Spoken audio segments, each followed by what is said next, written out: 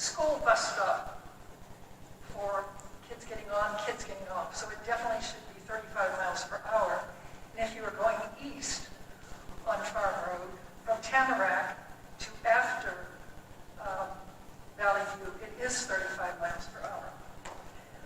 Enville is almost completed. They still have some stripping to do, and there was a full contingent of workers out there today, and also the side streets have to be graded.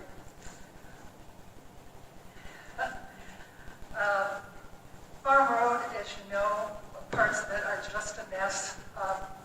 Can't even look at chip sealing it so bad. Possibly a Durapatcher, which is supposed to be a little bit better than the cold stuff that they put down, is going to come out here, and maybe that will eliminate some of the problem, because within 4 or 5 weeks after these potholes have been filled, they're broken out again. CARES has funding for small businesses, and I want to get that out there. Anybody that has a small business can apply for help during this. Matter of fact, we're not a small business, but we got about $6,000 to $7,000 for equipment that we needed to do cleaning here, and that came under the CARES Act. In mid-October, we will be advertising for a deputy town clerk and a town manager. Truck stop is supposed to be open late October or 1st of November. They're really working very, very hard on it, and some of the problems that had come up have been addressed, and they're okay. And that's all I have at this moment. Thank you. Name those positions will be advertising again for. Town manager and deputy town clerk. Okay, I want to take this chance to thank Tim Dahl and Frank Rates for the finishing work on Anvil and Powerline. I experienced the drop-off on the south side of Anvil and reported it by email. Then I asked Mike Cottingham to also get with Tim Dahl, so we kind of tag-teamed that. And that's all it took. And they were out there and making quick work, and I believe they had a rollover trailer on Powerline and Mecca, and they were right out there. So the relationship with the county has been great, and they've been very helpful, and so I wanted to personally thank them. The academy situation. We have requested formally the engineer's report signed, and we are going to be kept up to date for the water testing as well. And we've requested some other water tests, so we'll keep everybody posted on that. It's been, the permit has been issued, and that is a fact. There's nothing we can do about that, but we're going to kind of keep a very close eye on that. That's about it.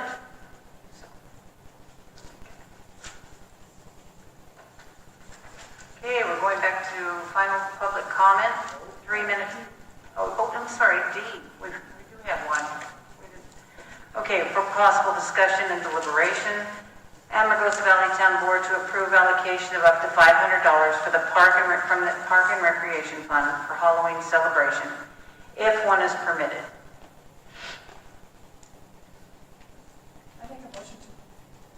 I make a motion to approve. I'll second. Public comment? I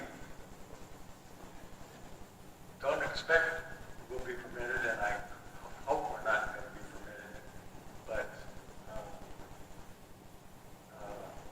and we're just allocating the money. We're not permitting this. The town is not permitting this event, so I guess it's not going to cost me to vote aye on this.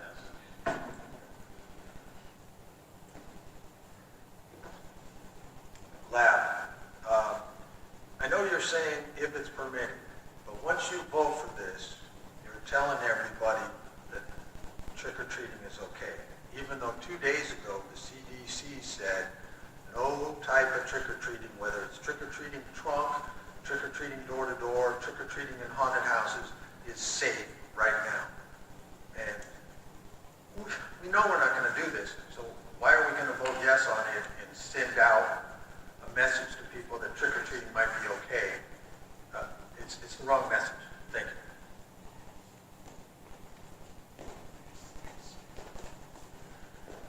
Everybody in here with kids. There's a possibility that we could look at something else to celebrate Halloween with, maybe a movie. But anything that might be done, somebody has to take charge of putting something together. In listening to the news, various towns and cities have said how they're going to address it. The governor has not come out against it at this point, although I understand the CDC has, according to lab. It's on their website. But again, I don't know. Commissioner, how is Pahrump handling Halloween?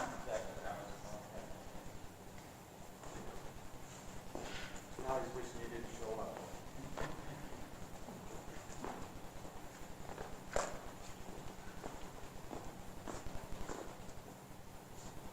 For the record, John Koenig, right now we haven't really discussed it. My only comment would be I have to agree sort of with left, but you got a month, the way the CDC changes, one thing is good one day, one thing is bad the next day, and by Halloween they could say it's all right, but probably not.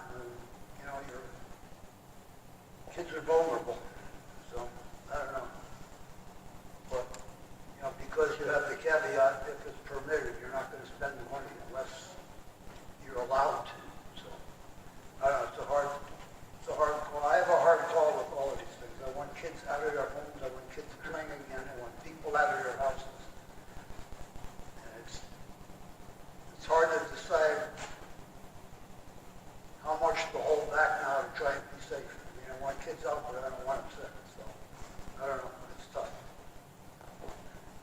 Thanks, John, and it's tough because, I mean, are we going to say that Halloween is more important than, or just as important as elementary school? We've got the kids going back to school there. So, yeah, it's tough, and I don't think we have anybody in the audience, Scott? Pastor James, but that baby's not going there. Hasn't finished high school yet? I do want to make a remark on this. How we've always practiced trunk or treat.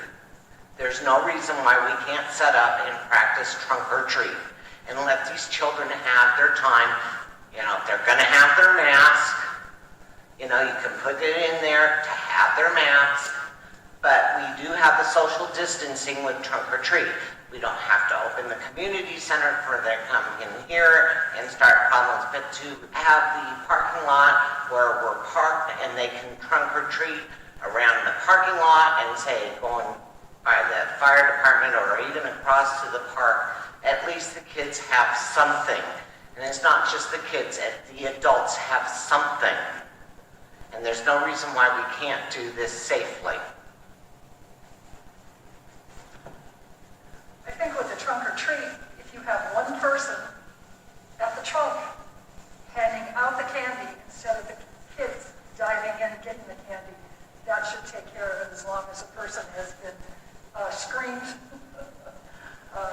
temperature-wise. And that should take care of that situation. But I agree. The kids are in school. The community really enjoys this trunk or treating. And I think we can do it safely. And The kids aren't in school full, you know that, right? They're hybrid. Half days. They're half the days. They Well, are it's- practicing social distancing in the school. They have masks. They have partitions. I see them out in the playground. But yeah, it is a hard call. It's nerve-wracking to think, you know, the kids are in school. But I agree, we need something we have had none of our traditions have been followed through because of this. And I think if we did bags, nobody was grabbing, I don't care if they're, set up correctly, there might be a way to do it safely. And I agree with Commissioner Koenig. It is a daily flip-flop, and we may or may not have a handle on this and be in a better position October 31st. And trunk or treat isn't something that takes a lot to set up. This is something that these people do every year. We've got the inflatables, we can decorate and step away and get it done. And the kids, and as well, the adults, have something, because I don't see the kids having anything if we don't start doing something. And I checked, the governor has not said anything yet. So, and we're not in the same situation as some of the towns, so I would like to keep it open.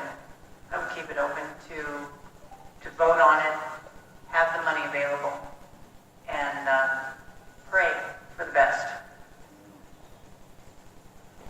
And one of the things we can do with that money is, get things that we can give them. Bubbles is one thing I can think of. Did you think of something else? We can think of plenty. Yeah. And in addition to, as I said, I think if the individual at the trunk gives out the candy instead of letting the kids get in there and take it out, that'll be a good stop measure. But And people have indicated that they would help. Parents have indicated that they would help. John's got John comments. Mosta. Go ahead. I think the thing that's important is the school is in session now, full-time. Not full time. Excuse me, my wife works at the school. Hybrid. That's what it I go to school from 7 o'clock to 5 o'clock, 4 days a week. Why don't you coordinate something with the school for the children? On a trick-or-treat basis at the school. Hand out whatever you're going to give the children in that when they're at school. Thank you. I hope what goes in the newsletter is that the town board, $1,000 for candy or whatever, that we have lots of apprehension about going ahead with this, but we've set it up to where we're not tying our own hands, and that we're waiting to see what the governor's going to say and the CDC's going to say, and we're waiting for some leadership, some parents, somebody to step forward and say, yeah, they'll kind of organize this. There's not a lot of effort. It's not like Amargosa days. There's not a lot of effort has to go into Halloween. But again, I hope what goes into the newsletter is that we have a lot of apprehension about this. We're not saying we're going to do it, but we're setting up the money. And to answer your question, John, school is not Halloween. And the day is what the big thing is. Sorry, I can't hear you. To answer your question, school, like a Thursday, is not Halloween. I believe Halloween drops on a Saturday. That's what the kids want to do. They want to come out and celebrate that Saturday. Okay, I'm just making a suggestion. And that was a good suggestion. And I think they already do something at school in addition to what we might do. I don't know if there's an easy way to let you folks down, but my Halloween costume burned up in the fire.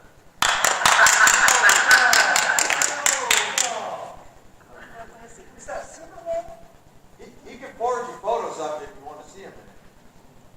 I don't recommend it. Okay, is there any more comment? I'm going to call for the vote. Aye. Aye.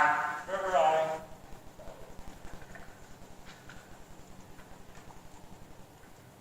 Okay, public comment. Second 3-minute time limit per person Action will not be taken on matters considered during this period until specifically included on an agenda as an action item. Please state and spell your last name. Lab, Carolyn always stole my thunder. November 11th is Veterans Day. Whether or not we can have a public ceremony is still up in the air, but the American Legion will still be putting out flags and bunting at the cemetery this year. So the Saturday before, which I'm thinking is the 7th, it might be the 6th, we're going to have a cleanup in the cemetery until we run out of coffee or Paul passes out. So you're all welcome to show up, pull tumbleweeds off of veterans' graves.